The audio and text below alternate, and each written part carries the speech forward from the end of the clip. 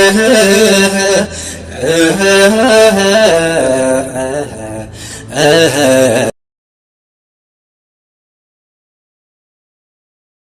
الله والصلاة والسلام على رسول الله صلى الله عليه وسلم. السلام عليكم ورحمة الله وبركاته. للفرح اليوم الكثير والكثير من التجليات، وقد توغل في كيان كل منا مانعا من الكان، متواطمة أمواجه في الداخل ومستحوذة على الأفئدة والمشاعر.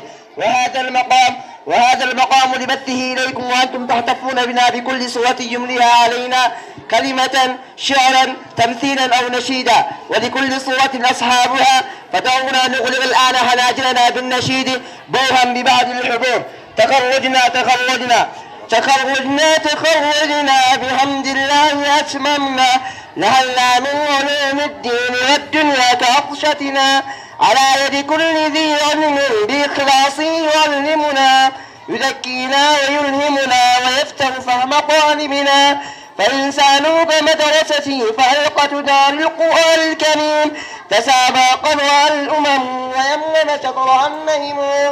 فهذا اليوم يحكي عن سنين عظيمة وكفاء، بها هجر الرفاق النوم في ليل وفيه إصباح، مدارة وبحثا في فضائل علم فيه إلحاح.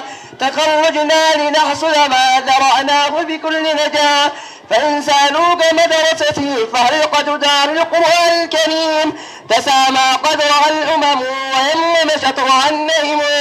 تخرجنا ففرحتنا مدغدغة، وذي الأقوال صاعية بفرحتنا مشقشقة، وذي الأطهار فائية وعاقرة ومنعشة، وكل الكون أشرق فالسماء والأرض نيرة.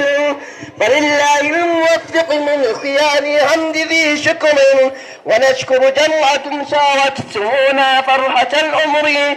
حللتم بيننا أهلا بكم من كل ذي قدر، بكم طاب المكان وغنت الألحان في ثغري. فإنسانوا كمدرستي فحلقة دار القرآن الكريم، تسامى قدرها الأمم ويمم شطرها النهم.